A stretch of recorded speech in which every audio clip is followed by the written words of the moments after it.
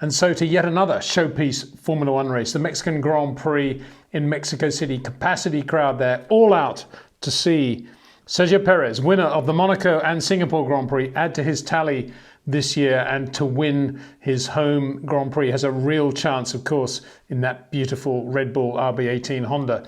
How did it go today? We'll look at that in a minute. Just a few words about practice in general. FP1, an interesting session, lots going on. Quick runs on soft tyres, long runs again, because in the afternoon, FP2, all the teams were obliged to do more Pirelli tyre testing. This time the compound's a little bit softer, so it's a little bit more dramatic. But it was early shower time for Charles Leclerc, who lost it in the middle of the esses, hit the TecPro barrier, and that was the end of his run for the day. It was where Max Verstappen had spun in the morning as well. Spectacular part of the racetrack. But in FP1, as in Austin, a few pointers as to where this weekend might be heading, bearing in mind, of course, in the thin altitude of Mexico City, it's about 20% less downforce for all the teams, and of course that affects engine breathing too. So first off, let's have a look at a dissection of the fastest laps. And you can see it was incredibly close between the two Ferrari drivers, and even closer between the two Red Bull drivers. Carlos Sainz was quickest. Again, put in a good long run later on. We'll get onto that in a second. So that's a good thing after that Austin weekend where he did a lot of homework on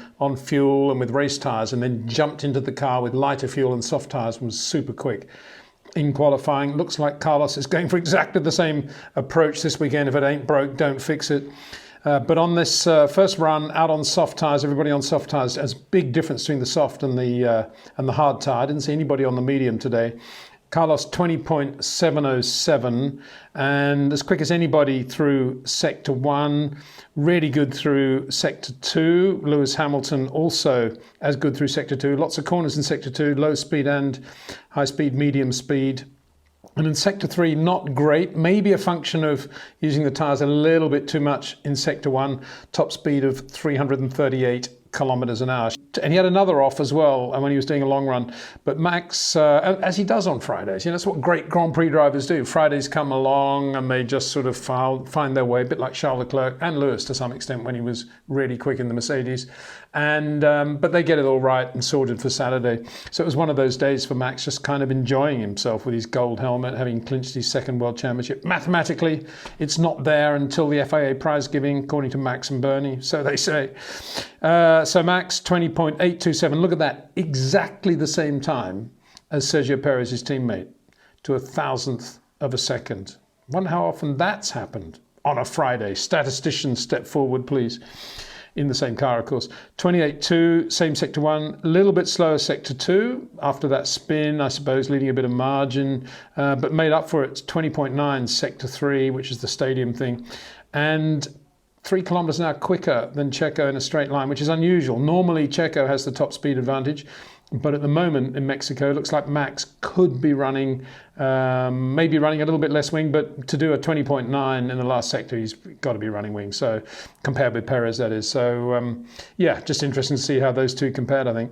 Lewis Hamilton spent a lot of time early on just trying to get the car to work, to sort it out. I guess they had some porpoising, but quite late in the day, so late that he couldn't do any long runs. And Nick de Vries was in the other car, oddly, really. I mean, bearing in mind he's driving for AlphaTauri next year, it was kind of odd, I thought, to replace George Russell with Nick de Vries. Obviously, there was some sort of commitment to Nick for all the work he's done at Mercedes this year. The sim work and so forth, and that was it. They gave him the run there. So Lewis, 20.849, pretty good lap by Lewis actually, considering, look at his top speed, 3.36. Okay, not that far away from the Ferraris, but he's probably having to run less wing than the Ferraris, relatively speaking, to do that even. So a bit breathless. And again, if you then extrapolate that alongside the two Red Bulls, you're looking at, a good 10 kilometers an hour difference now. So that's a big one already for Mercedes, but they knew that going in. They knew what it was going to be like. So that obviously showed in Sector 1, which has that long opening straight past the start-finish line, 28.6, so 4/10 slower than the Red Bulls on that opening sector alone. 31.2 middle sector, pretty good, right there with the two Ferraris, right there with everybody. Mercedes are there in terms of downforce and grip. It's just that they got to give so much away in terms of top speed to get there. 20.9, again, a really good Sector 3 time for Lewis. 3.36, that kind of says it all. Fernando Alonso, pretty good as well in the Alpine. 20, recovered from the whole schmozzle after Austin, as you probably heard. P7 became P15, now it's P7 again, so Fernando will be feeling pretty good about that. 20.899, just a shade slower than Lewis in the Mercedes, doing the lap in a very different way, as you can see. 0.3 quicker in Sector 1, look at his top speed, 340. 31.3 Sector 2, slightly slower. 21.2 considerably slower Sector 3, but 340 top speed. And just rounding out the top 10 this morning in terms of soft tyre runs, Valtteri Bottas looked really good in the Alfa Romeo, top speed 342, very impressive. Pierre Gasly the same, 342 in the AlphaTauri. Didn't seem to have any brake problems so far, but Liam Lawson did early on, and so did Daniel Ricciardo. Massive brake problems on the McLaren. But very, very similar top speeds between the Alfa and the AlphaTauri. Not a real surprise there, because both of them don't have a massive amount of downforce, so that's why those top speeds are so good.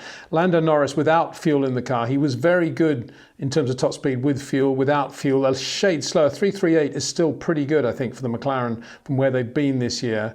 And Sebastian Vettel, a good looking lap, 340 top speed, not quite there in terms of top speed with Pierre Gasly in the AlphaTauri and Valtteri in the Alfa, but that's because the Aston Martin has got more downforce, and so that's a good raceable car, I would say. Aston Martin have got there again for the second time in 2 races, looking pretty good. So what does all that add up to? I think that adds up to kind of what we saw in Austin. Red Bull have this huge top speed advantage around which they can start setting up the car tomorrow to how they think the race is going to go. Obviously, they want to keep their top speed, but they don't need it probably to be that big. So they can start to put a bit more downforce into the car. And Ferrari looking quite good this occasion. Carlos Sainz and Charles Leclerc are a threat to Red Bull, I would say. But at the moment, given the margin that Red Bull have got to play with the top speed, we need to see how it's going to pan out in terms of sectors tomorrow. Mercedes, not bad. Could be worse, you could say, around Mexico City.